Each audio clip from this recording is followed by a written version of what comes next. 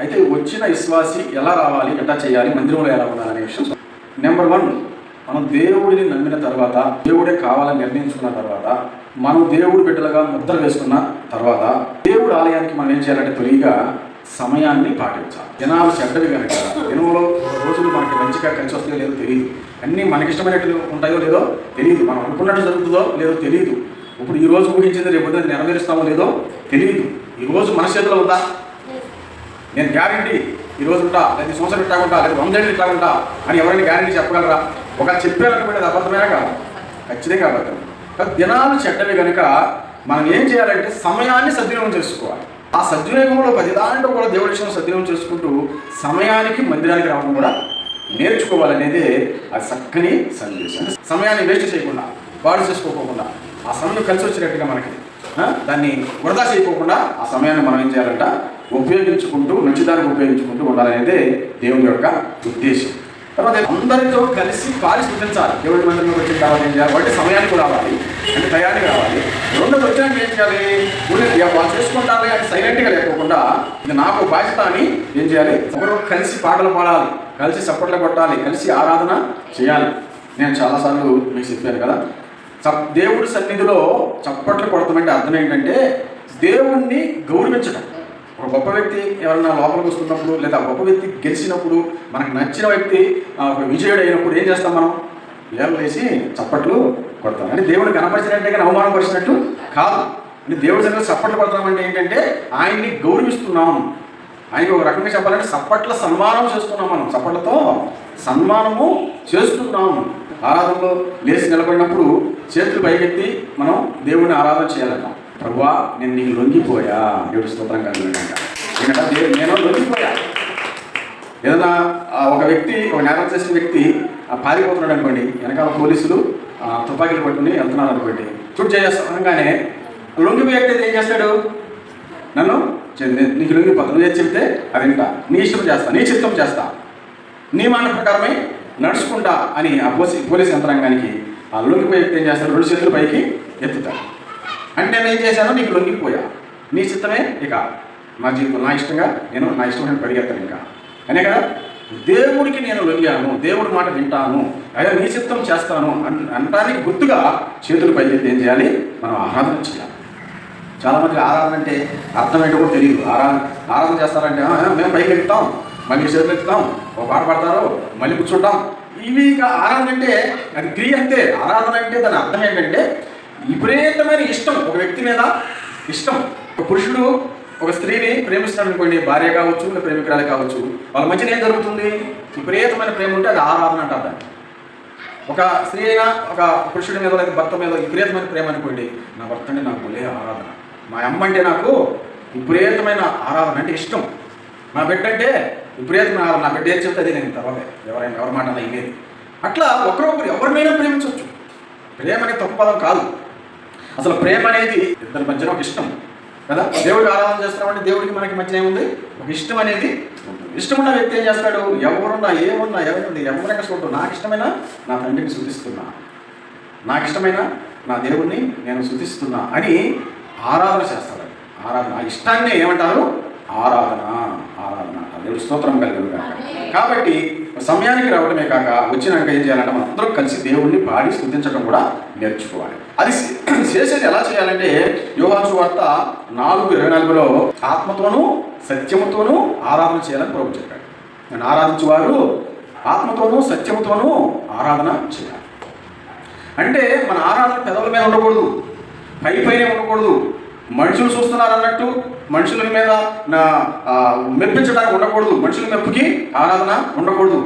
లోపల నుంచి, హృదయంలోంచి, హృదయ లోతుల్లో నుంచి, మనసులోంచి, అంతరంగ ఆలయంలోంచి, దేహం అనే దేవాలయంలోంచి, హృదయం అనే ఆ యొక్క కోవెలలో నుంచి ఆ ఆరాధన బయటికి రావాలి. పుట్టి నోటితో మాత్రమే, పెదవులతో మాత్రమే కాదు, హృదయంలోంచి ఆరాధన రావాలి. అది పూర్ణంగా ఉండాలంటే లోపల లోపము కానీ, కపటము కానీ, కుళ్ళు కానీ, కుసిద్ధాలు కానీ, వేషాలు కానీ, మోసాలు కానీ మరి లోపల దాసుకుని మనుషులు నమ్మించడానికి చేసే ఆరాధన కాకుండా పూర్ణ హృదయం అంటే లోపము లేనిదిగా ఉండాలి. పౌర్ణం ఎప్పుడు అంటాం? చంద్రుడు సగం ఉన్నప్పుడు పౌర్ణం అంటామా? కొంచెం వంకరగా ఉన్నప్పుడు పౌర్ణం అంటామా? స్టార్టింగ్లో పౌర్ణం అంటామా? ఈరోజు పౌర్ణం అంటే ఎక్కడ చంద్రుడు ఎక్కడ చెప్పండి? రౌండ్ అంటే చిన్న లోపం కూడా వంకర కూడా ఇక్కడ ఉండదు. అంటే లోపము లేని అంటే దేని అర్థం అన్నమాట. లోపము లేనిది అని అర్థం అన్నమాట. కాబట్టి పూర్ణ మనస్సు అంటే లోపము లేని మనసు, నిండు మనసు. చెప్పాలంటే నిండు మనసు, హృదయం నిండా దేవుని నింపుకున్న మనసుతో మనం ఏం చేయాలంట?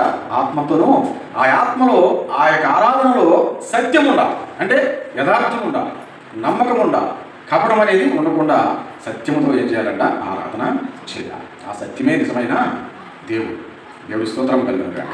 తర్వాత నాలుగుగా మనం వివరిస్తే, ఒకటేమో సమయాన్ని పాటించాలి, రెండేమో అందరితో కలిసి స్తుతించాలి, మూడేమో పూర్ణ హృదయంతో ఆరాధన చేయాలి. నాలుగోది మనం గమనించినట్లయితే అపోస్తలుల కార్యము 17:11 ఉంది, వాక్యము శ్రద్ధగా వినాలి, విని దాన్ని ఏం చేయాలి? పాటించాలి. ఆసక్తితో వాక్యమును అంగీకరించాలి, వినాలి, దాన్ని పాటించాలి కదా.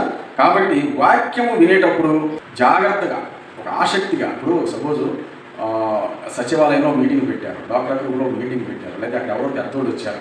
ఇగో మీరు నేను చెప్పే అన్ని పాటిస్తే లాస్ట్లో వెళ్ళేటప్పుడు మీకు 10,000 రూపాయలు ఇస్తారు, లేదా నేను చెప్పినన్ని పాటిస్తే మీకు ఈ లోన్ వస్తుంది, నేను చెప్పినన్ని పాటిస్తే ఈ వడ్డీ లేకుండా మీకు డబ్బులు వస్తాయి అని చెబుతున్నారు అనుకోండి. ఎప్పుడు కునికేస్తారు అసలు? ఎంత ఆసక్తిగా వింటారు, ఎంత ఇష్టంగా వింటారు. ఒక్క మాట మిస్ అయినా కూడా మళ్ళీ అదేమన్నా ఇబ్బంది, లేకపోతే ఒకవేళ మిస్ అయ్యింది అనుకోండి, పక్కన వాళ్ళైనా తెలుసుకుంటారు. అక్క అది మధ్యలో చెప్పాడు ఆయన సారు, ఏదో ఎంలా ఏంటి దాని గురించి నాకు అర్థం కాదా, దాని గురించి ఏంటి అని అడిగి మరీ తెలుసుకుంటారు. అంతకంటే విలువైన ఈ వాక్యాన్ని ఏం చేయాలంట? మనం శ్రద్ధగా వినాలి, పక్క చూపులు చూడకూడదు, వంకర చూపులు చూడకూడదు, ఎవరేం చేస్తున్నారా అనే విషయాన్ని మనం పట్టించుకోకూడదు. పాప పాస్టర్ గారి దగ్గరికి వచ్చిందట, వచ్చి పాస్టర్ గారు నేను మందిరానికి రానిస్తాను, నేను మందిరానికి రాను. ఏమ్మా ఏం జరిగింది, ఎందుకు నువ్వు మనసులో బాధపడ్డావు, నొచ్చుకున్నావు అని అంటే, అందరూ నన్ను తప్పుగా అనుకుంటున్నారు, అందరూ నా వైపు చూసి ఏదో గుసగుసలు ఆడుకుంటున్నారు, అందరూ నన్ను గురించే ఏదో మాట్లాడుకుంటున్నారు, నేను ఇటు వచ్చినప్పుడు చెవులు కొరుక్కుంటూ ఉంటారు, అటు వెళ్ళిపోయినప్పుడు మళ్ళీ మామూలుగా ఉంటారు, నన్ను చూస్తేనే చేస్తున్నారు, వాళ్ళు ఇట్టు ఉన్నారు, వీళ్ళు ఇట్టు ఉన్నారు, వాళ్ళు ఇట్టు ఉన్నారు, అందుకే నాకు రాబుద్ది కావట్లేదని ఎన్నెన్నో చెప్పుకొచ్చిందట. ఆయన ఒక గ్లాసులో పాలు నిండా పోసి, ఇది వలక్కోకుండా నిండుగా పోసి, పాలు గ్లాసులో నిండుగా పోసి ఇది వలక్కోకుండా ఈ మందిరంలోంచి ఆ పక్క నుంచి ఈ పక్క 2-3 సార్లు తిరిగి రామన్నాడంట. సరే పట్టుకుందని ఇంక పక్కకి వస్తుందా? ఇంక ఎంతసేపు ఆ ధ్యాస ఎక్కడ ఉంది? పాల గ్లాస్ మీదే ఉంది. అంటే ఎక్కడ ఇంత పోతే పాస్టర్ గారు చెప్పిన మాట వృధా అయిపోతుంది కదా. ఇది వలక్కోకుండా నువ్వు వెళ్ళి అటు ఇటు తిరిగి రామా 3 సార్లు అన్నాడు. ఒక బొట్టు కూడా కింద వలకూడదు, అప్పుడు శభాష్ అనిపించుకుంటావు. ఆ పట్టుదల కోసము వలక్కోకుండా పక్కకి చూడకూడదు. పక్కన శబ్దాలు చేస్తున్నారు, పక్కన అది మాట్లాడుతూ ఉన్నారు, ఏదేదో అనుకుంటున్నారు, అసలు ఏం చేస్తున్నారు అని పట్టింపు లేదు. ఇంకా ఏం చేస్తుంది? ఈ గ్లాసులో పాలు ఎక్కడైనా ఒలిగిపోతాయేమోనని అరుగులు వేసుకుంటూ గ్యాస్ అంతా కూడా కదులుతున్నాయేమోనని చెప్పేసి, ఎక్కడన్నా పడిపోతాయేమో నా మాట పొద్దని చెప్పేసి ఎంత జాగ్రత్తగా 3 సార్లు తిరిగిందట. 3 సార్లు అలా చక్కగా ఆయన చెప్పినట్టు, పాస్టర్ గారు చెప్పినట్టు తిరిగి వచ్చిందట. తిరిగి వస్తే తెచ్చేసాను పాస్టర్ గారు అన్నమాట. ఒలికిని అమ్మ అంటే వలక్కోకుండా జాగ్రత్తగా తెచ్చాను.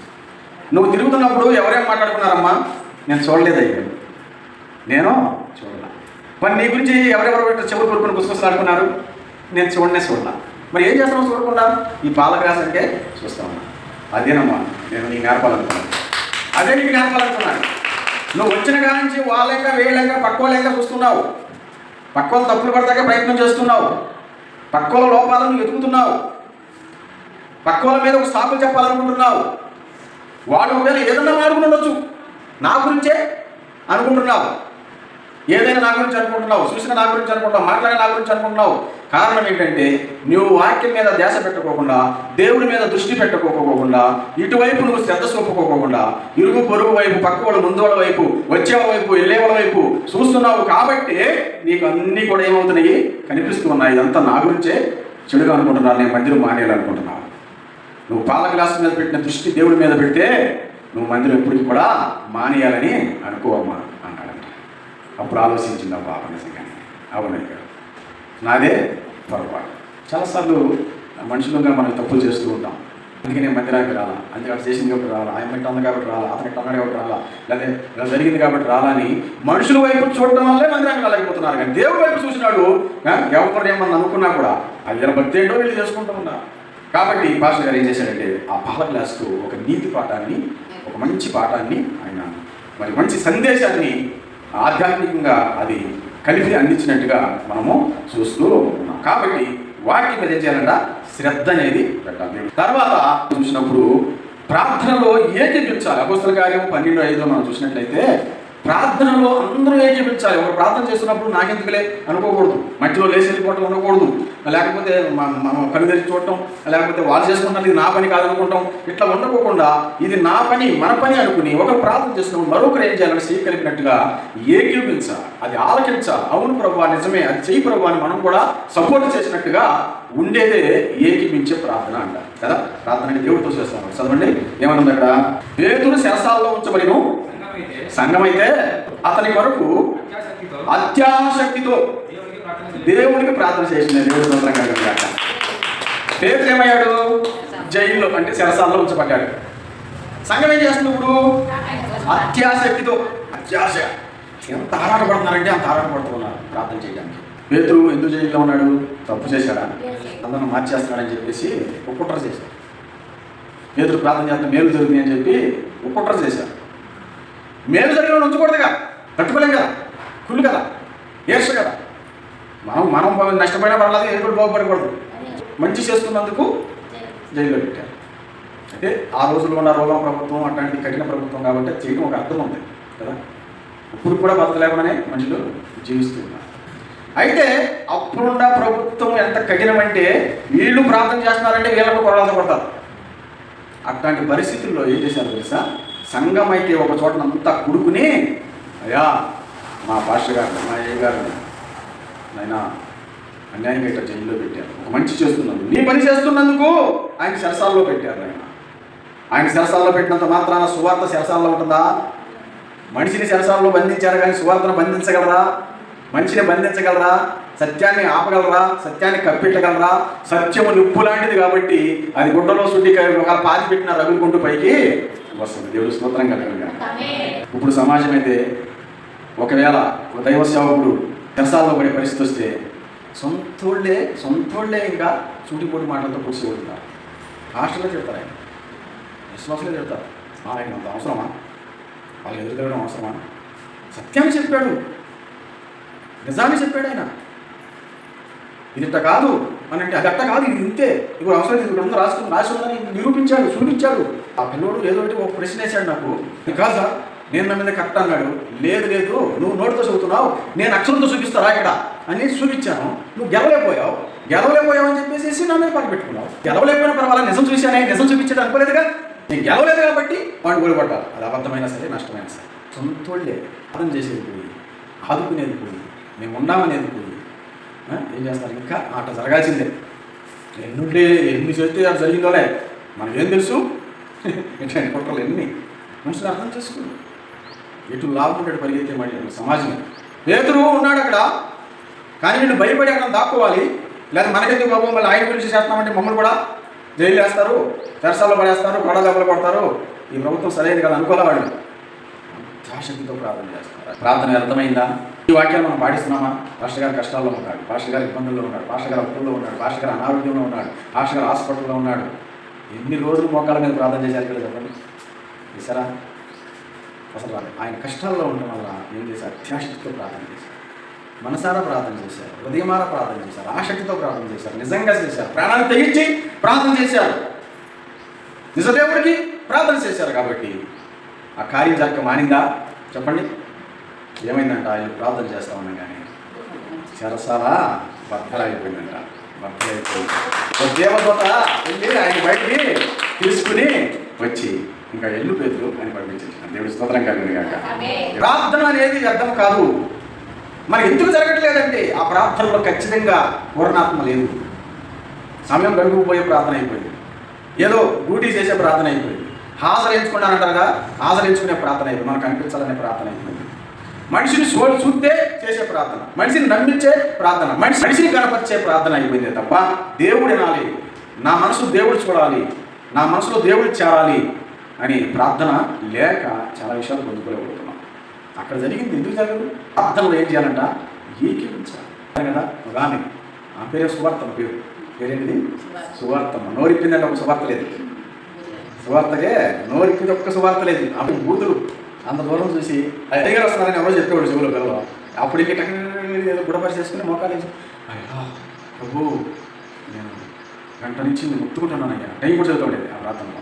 ఇక నా సప్పుడు విని ఇక నేను దగ్గరికి వెళ్ళాను అనుకున్నప్పుడు అయ్యా అయ్యగారు ఎన్నో కష్టాలు ఉన్నాయి, అయ్యగారిని కాపాడు, అమ్మగారిని కాపాడు. అప్పుడు ఖచ్చితంగా మనం ఏంటంటే అప్పుడు ఆ ప్రార్థన వచ్చేది. వేషం కాదా, నటన కాదా, దేవుడు ఆలకించడా? ఎక్కడికి వెళితే ఏ మనుషుల్లో కలిస్తే ఆ మనుషులు, ఎక్కడ లాభం ఉంటే అక్కడ, రెండు పక్కల మనమే తినాలి. మడుగు పాము అంటారు, అంటే మడుగులో బురదలో ఉంటుంది కాబట్టి దాన్ని మడుగు పాము అంటారు. అది తలకాయేమో పాములాగా ఉంటుంది, పొడుగు తల అంతా. ఈ తోకేమో చేపలాగా ఉంటుంది, చేపలు ఉంటుంది కదా ఆ టైపులో, తోకేమో చేపలాగా ఉంటుంది. దాన్ని తింటారు, ఏమంటారు ఇక్కడ పాము ఉన్నట్టే ఉంటుంది, లావు ఉంటుంది పాపిరే. ఒకవేళ పాపిరేమో దాని పేరు. ఇప్పుడు ఒక్కొక్క ఏరియాలో ఒక ఏరియా ఉంది, కొన్ని ఏరియాలో అది మడుగు పాము అంటారు. అంటే మడుగులు అంటే బురదలో ఉంటుంది, జారిపోతుంది, పట్టుకుంటే కూడా జారిపోతుంది. అది తలకాయ నుంచి అంతా పాములాగా ఉంటుంది తోక వరకు. తోక మాత్రం చేప టైపులో. అది అంటే దిమనస్కులు అనే దానికి చెబుతారు ఉదాహరణ. అది ఎప్పుడైనా అంటే ఎక్కడేసే వేషం అక్కడ వేస్తారన్న వాళ్ళ గురించి దాన్ని చెబుతారు అన్నమాట, ఉదాహరణ తీసుకొస్తారు. అది ఆహారం తింటా ఏం చేస్తుందంటే చేపల్లోకి వెళ్తుందంట. చేపలోకి వెళ్తే చేపలన్నీ ఏకమయ్యి నువ్వు మా జాతి కాదు, నువ్వు చేప కాదు, నువ్వు చేప అవుతావు, నీ రూపం వేరు మా రూపం వేరు, నీ యొక్క బాడీ వేరు మా బాడీ వేరు, నువ్వు మోసం చేస్తావు, మా ఆహారం తింటున్నావు అని చేపలన్నీ ఏకమయ్యి అంటే నేను అంటే కాదు, మీ మీద కొంచెం పొడుగు పెరిగాను, నా తోక చూడండి కావతే అని తోక చూపిస్తున్నాను. తోక చేపలుగా అక్కడ తోక చూపించి ఎక్కడ కూడా నమ్మించి వాటి ఒప్పించి వాటి ఆహారం అంతా తినేస్తాను. మళ్ళీ పాముల్లోకి వెళ్ళి నువ్వేంటి చేపలాగా ఉన్నావే, చేప జాతిలాగా ఉన్నావంటే లేదు తోక అనుకోకుండా కాబట్టి నాకు అట్లా వచ్చింది కాబట్టి నేను కూడా పొడుగుగా ఉన్నాను, నా తల చూడండి అన్ని చూడండి అంతా నేను మీ చేత అని చెప్పేసి ఏం చేస్తాంట మళ్ళీ అక్కడ కూడా ఆహారము అంటే రెండు మనకే కావాలి, రెండు చోట్లకి వెళ్ళాలి, ఎక్కడ వేసాం అక్కడ వేయాలి, దేవుడు పెట్టాలి అనిపించుకోవాలి. భక్తి కోసము భక్తిని అన్న మానుకోవాలి, కానీ ఈ భక్తి కోసం భక్తిని అమ్మేయకూడదు. భక్తి కోసం భక్తిని అమ్మేస్తున్నారు, అమ్మేసే వాళ్ళ మాట వింటున్నారు జనాలు కూడా. భక్తి కోసము ఈ భక్తిని మానేసి కడుపు కట్టుకుని ఆస్తులు వదులుకుని ఎన్నో నష్టాలు పోయి కష్టాలు పడుతూ సేవ చేస్తున్న వాళ్ళు కొంతమంది అయితే కేవలం భక్తిని అడ్డు పెట్టుకుని ఈ భక్తి కోసము ఎందరినో మోసం చేస్తున్న వాళ్ళు, ఎక్కడేసి నటన అక్కడ వేస్తున్న వాళ్ళు ఓల్డ్ మంది. వాళ్ళు సంపాదించిన డబ్బును చూసి మోసపోతున్న ప్రజలు. నిజాయితీ గల వాడు పేదవాడు అవుతాడు కాబట్టి ఎవరు కూడా పట్టించుకోరు. ఎన్ని రకాలుగా మోసం చేసైనా సరే కాస్తంత స్థాయి పెంచుకుంటారు కాబట్టి వాళ్ళ చుట్టూ జనాలు తిరిగేది. ఎక్కడుందండి భక్తిలో న్యాయం? ఎక్కడుందండి భక్తి విలువ? ఎక్కడుందండి దేవుడికి చోటు? అక్కడ చెప్పండి మీరు. దేవుడికి చోటు ఉందంటారా? ఆధ్యాత్మిక చోటు, దేవుడికి చోటు ఏమాత్రం కూడా ఎవరు. అందుకే మడుగు పాముని చాలామంది పోలుస్తారు. చేపల్లోకి వెళ్ళి ఏమంటుందంట తోక చూపించి నేను మీ జాతే కాబట్టి నా తోక చూడండి అచ్చం చేపలాగానే ఉందని చెప్పేసి అది ఏం చేస్తుంది, వాటి ఆహారం కూడా లాక్కుని తింటారు. పాముల్లోకి వెళ్ళి నేను నా పొడుగు చూడండి, నా తల చూడండి, నేను మీ జాతి అని చెప్పేసి పాముల దగ్గర కూడా పంచుకుని తింటుంది. అది ఇది కూడా రెండు కూడా నాదే అన్నట్టుగా ఆ మడుగు పాము తింటుంది. దిమనస్కులు వేషధారులు కూడా ఆ యొక్క మడుగు పాము టైపులోనే ఉంటారు. చాలామంది ఏమంటారంటే జనాలు ఎక్కువ ఉన్నారు కాబట్టి అక్కడ దేవుడు ఉన్నారు. జనాలు ఎక్కువ ఉంటే దేవుడు ఉంటాడు, హృదయంలో చూడున్న చోట దేవుడు ఉంటాడు. చెప్పండి, జనాల దగ్గరే దేవుడు ఉంటాడు అనుకుంటే ఒకవేళ సర్కస్ వేయండి లేదా చిరంజీవి సినిమా వేయండి, జనాలు ద్వారా అయితే దేవుడు ఉంటేనా? వాక్యంలో ఉంది అది కదా. నీతిమంతుల సభలో పాపులు నిలవలేరు, ఎక్కువ మంది ఉండరు. పాపుల సభలో నీతిమంతులు నిలవరు. అంత మనం గలీజ్ పక్కని మన కళ్ళతో చూడలేమైనా, ఇట్లాంటి కొంత మనం చేయలేమైనా పక్కకి ఏం చేస్తారు, వచ్చేస్తారు. ఒక వ్యక్తి కాస్త కుంటి వ్యక్తి నడవలేక ఎవరో కూడా సహాయంతో ఆ మందిరము దగ్గరికి వచ్చి లోపల రావాలని ప్రయత్నం చేశారు. ఆ మందిరంలో అందరూ కూడా కోటుకు సూట్లు వేసుకున్న వాళ్ళే, పట్టు చెల్ల కట్టుకున్న వాళ్ళే, పెద్ద పెద్దోళ్ళే, అందరూ కాలు మీద కాలు వేసుకుని కుర్చీలో ఆరాధన చేసేవాళ్ళే. దేవుడికి చోటు లేని పరిస్థితి ఉంది. ఆరాధన అయితే గొప్పగా జరుగుతుంది, గొప్ప పాటలు, గొప్ప వాయిద్యాలు, గొప్ప అలంకరణలు, గొప్ప గొప్ప మాటలు, గొప్ప గొప్ప చక్కని వాక్యాలు అన్నీ ఉన్నాయి. వాళ్ళ పరుగులు చూస్తుంటే అబ్బా ఇంత సాయం చేస్తారు ఈ మనుషులు అన్నట్టు ఉంటాయి. కానీ క్రియలు వచ్చేటప్పటికి మనిషి లోపలికి రావాలని ప్రయత్నం చేస్తే అతను కుంటితనంతో ఉన్నాడు, పాత బట్టలతో ఉన్నాడు, వికారంగా ఉన్నాడు కాబట్టి ఆయన రానిచ్చేవాడు కదంట. ఏదో సాటికి వెళ్ళడానికి ఆ కుంటితనంతో పాపం ఎక్కడికి వెళ్ళలేకపోయేవాడు. అందుబాటులో ఉంది కాబట్టి అక్కడికి వస్తూ ఉండేవాడు. రోజు బాధపడుతూ ఉండేవాడంట.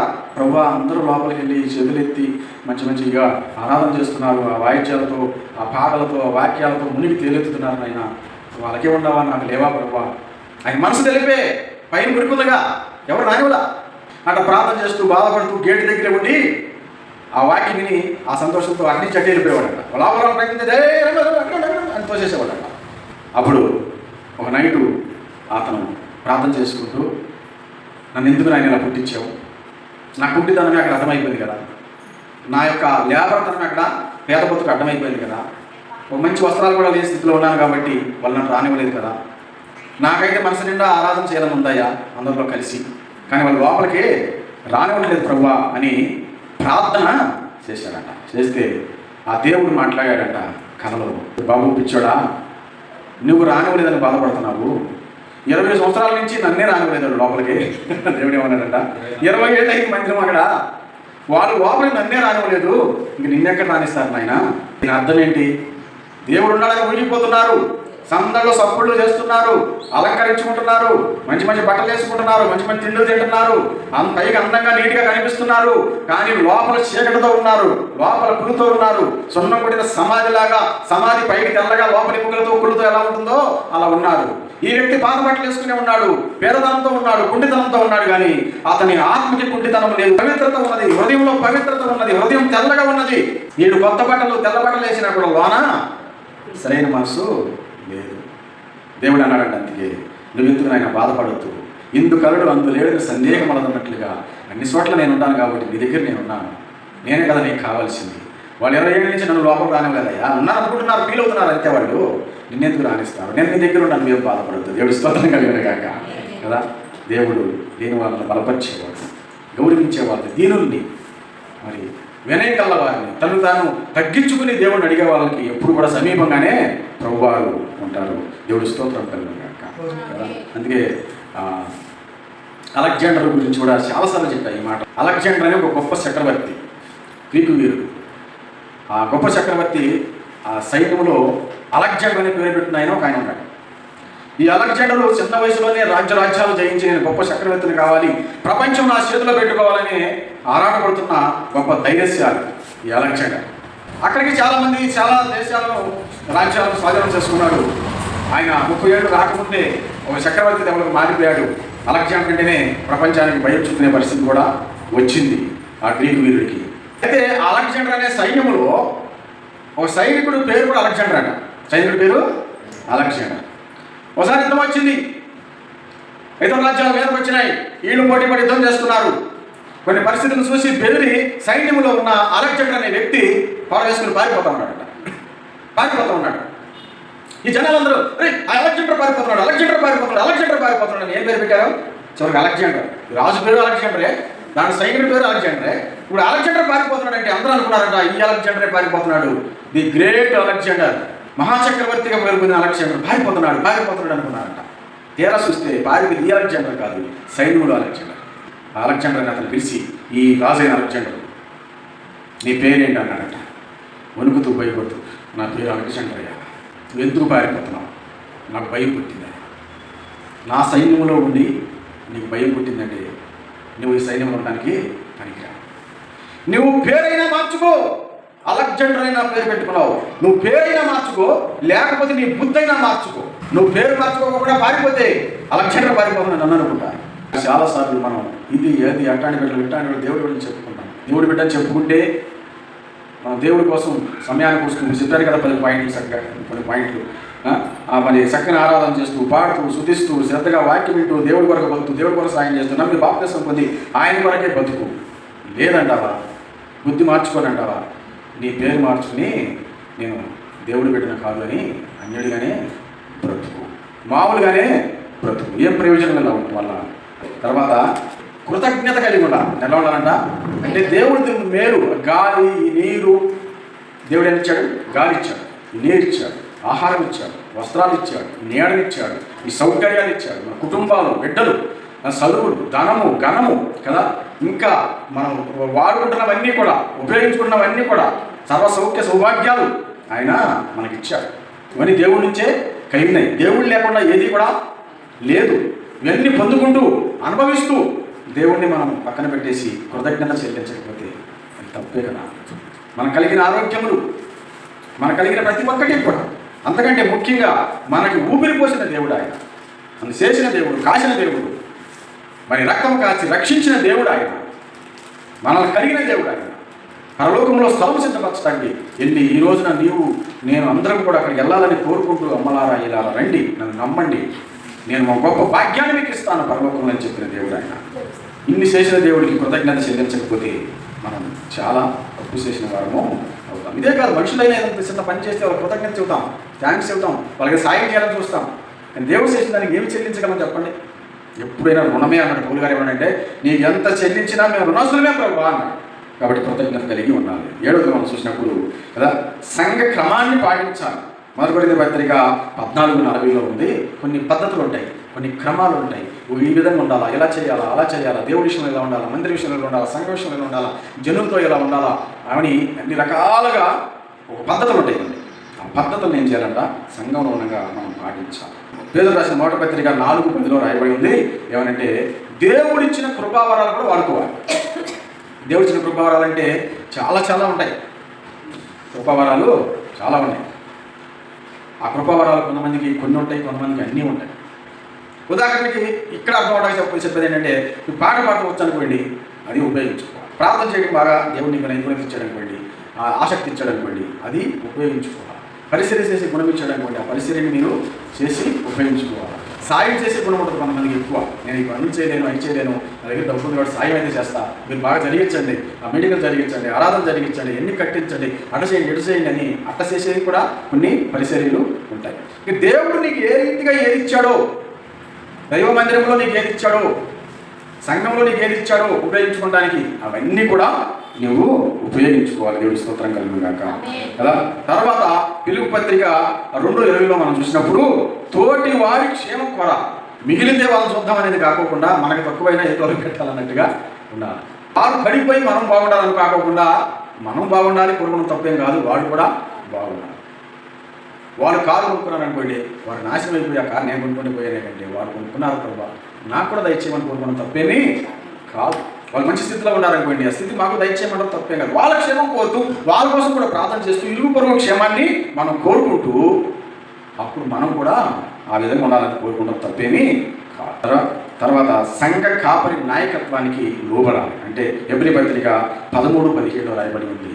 అంటే సంఘ కాపరి అంటే ఒక పాస్టర్ గారు కొన్ని చెబుతాడు, ఇట్లా ఉండాలా, ఇట్లా ఉండాలా, అది అట్లా చేయాలి, ఇట్లా పెట్టాలా, లేదా మీ జీవితం ఇలా ఉండాలా, మీ పరిస్థితి ఎట్లా ఉండాలా, మీ నడకలు ఎలా ఉండాలా, మీ నడకలు, మీ యొక్క వ్యవహారాలు, మీ పరిస్థితులు ఇలా ఉండాలా, దేవుడి మందిరానికి వచ్చినప్పుడు ఇలా ఉండాలా, బయటకు వెళ్ళినప్పుడు ఇలా సాక్ష్యంగా ఉండాలా, మీ ప్రార్థన ఎలా ఉండాలి, మీ యొక్క పరిస్థితులన్నీ ఎట్లా ఉండాలి, మీ కుటుంబం ఎట్లా ఉండాలని అన్నీ చెప్పినప్పుడు అది దేవుడి నుంచి వచ్చిన మాట కాబట్టి ఆ నాయకత్వానికి కూడా లోబడాలి, ఆ మాట వినాలి, ఆ ప్రకారం మనము జీవించాలి. దేవుడి సన్నిధిలో మనం ఎలా ప్రవర్తించాలని నేర్చుకోవాలి. చాలాసార్లు దేవుడి సన్నిధిలో వచ్చినప్పుడు పక్కలతో మాట్లాడుతూ ఉంటాం, పక్క శుభ్రం చూస్తూ ఉంటాం, మాటలు చేసి వెళ్తూ ఉంటాం. ఒక్కోసారి కొంతమంది కాళ్ళ మీద కాలేసుకుని ఆరాధనలో కూడా సెలవు చూసుకుంటూ ఉంటారు. తెలుసా, ఆరాధనలో కూడా సెలవు చూసుకుంటూ అవేమో చేసుకుంటూ ఉంటారు. ఇట్లా అంటే పక్క దేశకి ఏదైతే మనల్ని పాడు చేస్తుందో అది మనకు దూరంగా ఉంచుకునే పరిస్థితి ఉండాలని. కాబట్టి నీవు దేవుడి మందిరంకి వెళ్ళినప్పుడు నీ ప్రవర్తన ఎలా ఉందో చూసుకోమని దేవుడు చెబుతున్నాడు. అందరితో ఈలైన మట్టికి నవ్వుతూ మాట్లాడతాం, అందరికీ ఒకరు వందనాలు చెప్పుకుంటాం. అంటే మన యొక్క ఈ సంతోషము, ఈ నవ్వు, చిరునవ్వు, ఈ వందనాలు చెప్పే తత్వం, ఈ మాట్లాడే తత్వం చూసి మరొకరు రేపు మళ్ళీ ఎప్పుడు ఆదివారం వస్తుందా, మళ్ళీ వెళ్ళాలని ఆశ పుట్టాలి జనాలు. ఇంకా అక్కడికి వెళ్తే ఒకరి వాళ్ళు కూర్చుకుంటారు, ఒకరు మాడుకోరు, ఒకరి వాళ్ళకి గిట్టదు, అయినా ఇంకా ఆ మందిరానికి వెళ్ళే వాళ్ళు ఇంటికాడ కూర్చోవడం మేలు అనే పరిస్థితి మనమే తీసుకొచ్చామనుకోండి, ఆ తప్పు మనదే అవుతుంది, ఆ శాపం కూడా మనదే అవుతుంది.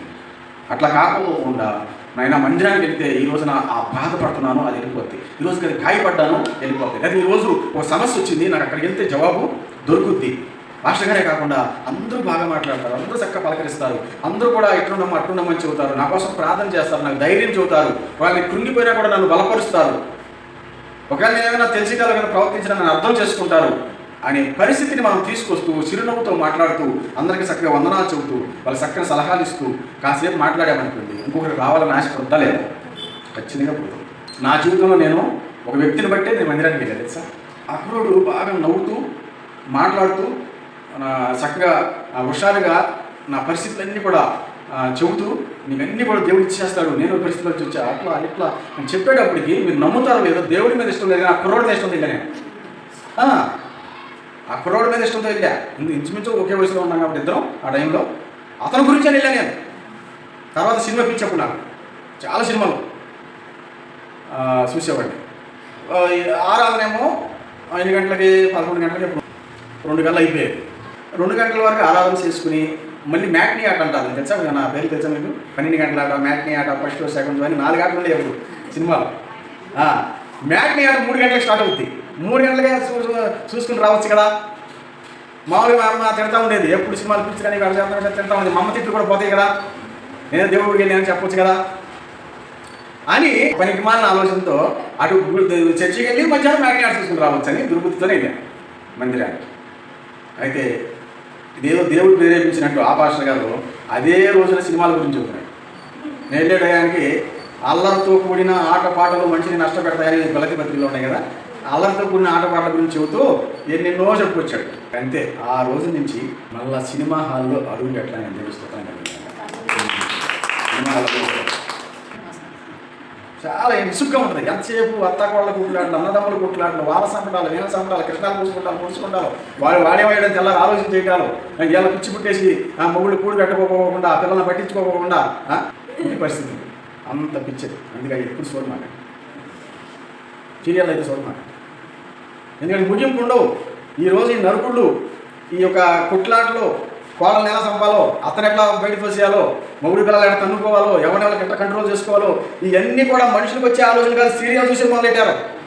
సీరియల్లో ఐడియా ఇస్తున్నారు చెప్పాలంటే తెలుసా. సీరియల్లో చూసి దాంట్లో అతను చేసింది కదా, దీంట్లో కోడలు చేసింది కదా, దాంట్లో మొగుడు చేసింది కదా, పిల్లలు చేసింది కదా అని ఒక ఐడియా తెచ్చుకుంటున్నారు చెప్పాలంటే. చేసి తెలియని చట్టాలు కూడా పెట్టి మనుషుల్ని గలిపి చేస్తారు. కాబట్టి మనం గమనించినట్లయితే సంఘములో ఒక వ్యక్తి నవ్వుతూ మాట్లాడుతూ చక్కగా ఉంటే, లేకపోతే మన దారిలో పోతున్నప్పుడు మీ ప్రవర్తన, మీ మాట పద్ధతిగా ఉంటే ఈయనంత ఉండడానికి కారణం ఏంటబ్బా అని చెప్పి అప్పుడు మరొక వ్యక్తి రావడానికి ఆలోచన, మరొక వ్యక్తి ఇష్టపడతారు.